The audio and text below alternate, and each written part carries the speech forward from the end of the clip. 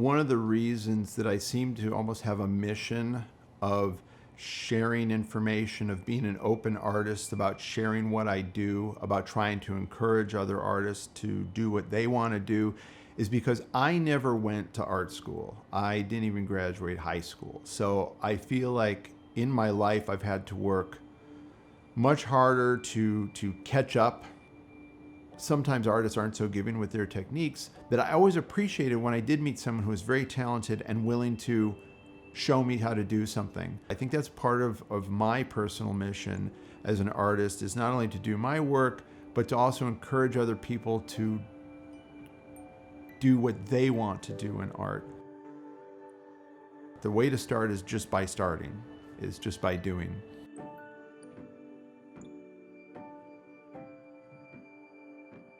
I'm Dave Pressler. I do sculpture, illustration, painting, and animation, and fabrication.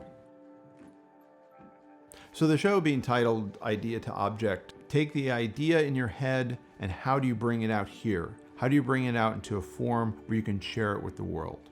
My whole skill set evolved, starting with drawing, moving into sculpture and other mediums simply out of necessity. Sometimes my drawings were a little too flat, especially if we were working on something where we were proposing that these characters be puppets or these characters be animated.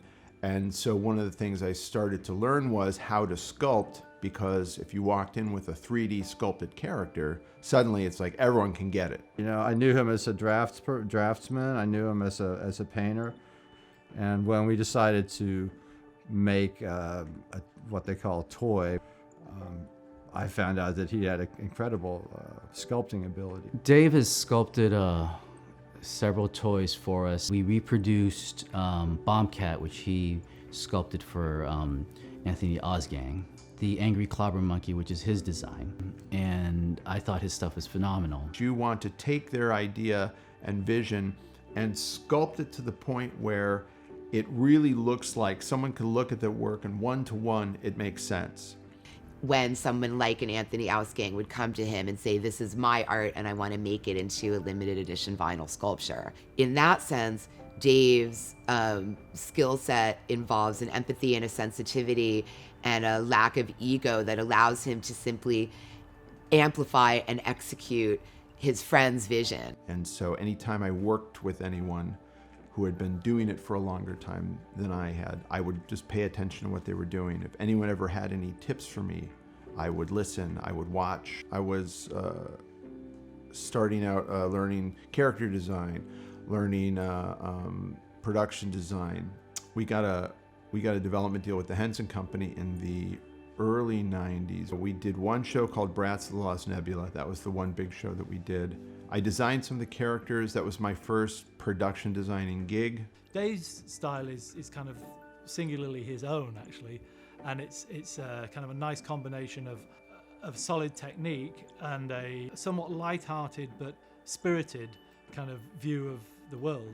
The goal with character design, I think, is sometimes you want to be able to look at one character and know a story or have an idea of what this character is all about just from one pose. You have to think of the character's inner life to really get what is that outer life about. His work is accessible.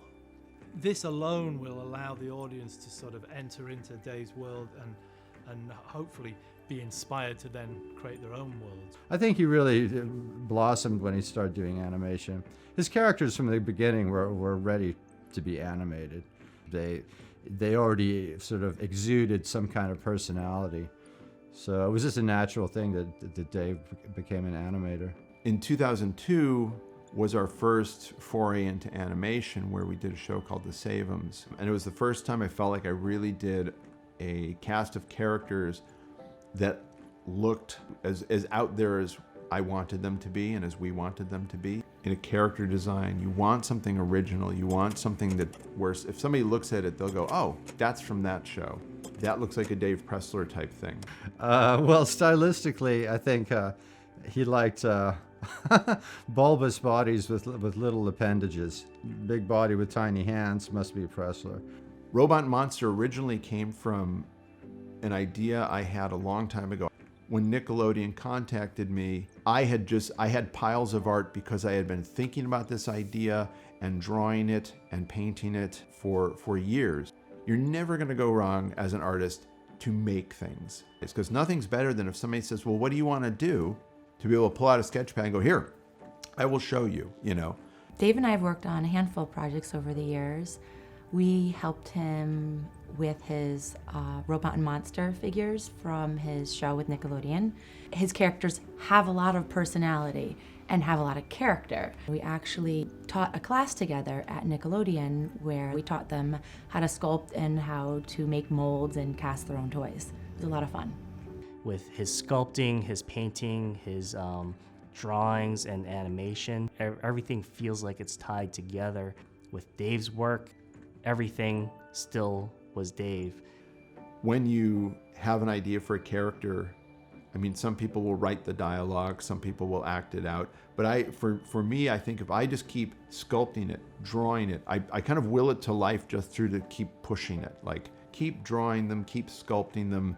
And then through that process, I figure out what's the inner life, or, you know, what's funny about these guys, what's sweet about them, what's their relationship about.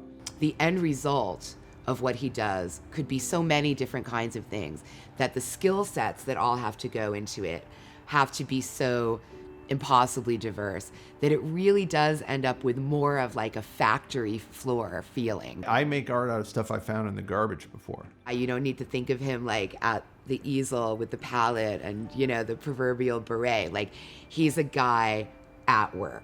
Dave Pressler is able to be both the thinking man's artist but also extremely blue collar. It is a very important sort of focus and direction, is that not only are you making what's in your heart, but you're making what other people want in their heart, what people would want to put on their wall. Because basically, selling an idea to me is not just necessarily a cash exchange, but I think it's the commerce of feelings too. I think all of us wanted to start an art collection, but only knew about the blue chip galleries, only knew about spending thousands of dollars on a yellow dot on a white canvas that meant nothing to us.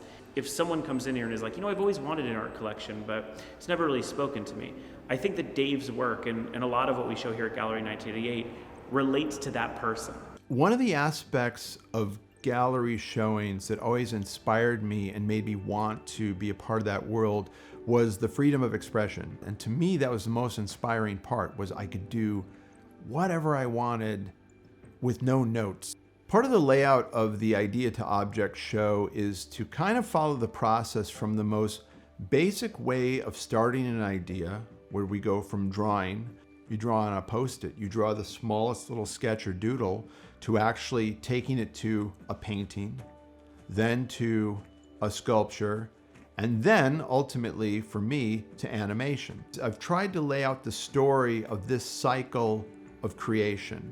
Any direction you want to go in of the cycle all leads back to you sitting down and doing the work in your workshop.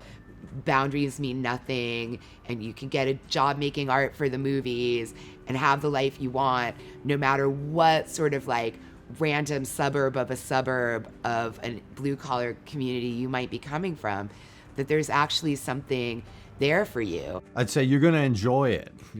This is something you're going to love. It's whimsical. It's not serious, and it's like a vacation from reality. Just seeing the universe that revolves around his head. Probably shouldn't touch the artwork, but I always want to touch it. I always want to touch everything that he makes. Don't touch the robots. They're still fragile.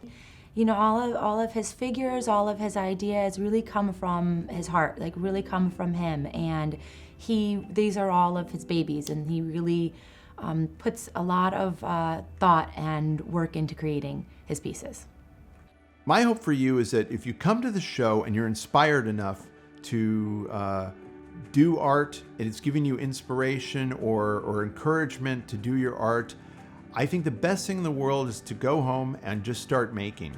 Shut up and draw. Shut up and paint. Shut up and sculpt. Shut up and just do what you want to do. I think that's the main thing. Let's not find excuses. Let's not get insecure. And if we are insecure, which we all are, it's okay. Let's not let that get in the way of what we want to do. We're only here for a little while. In Lancaster, I mean. No.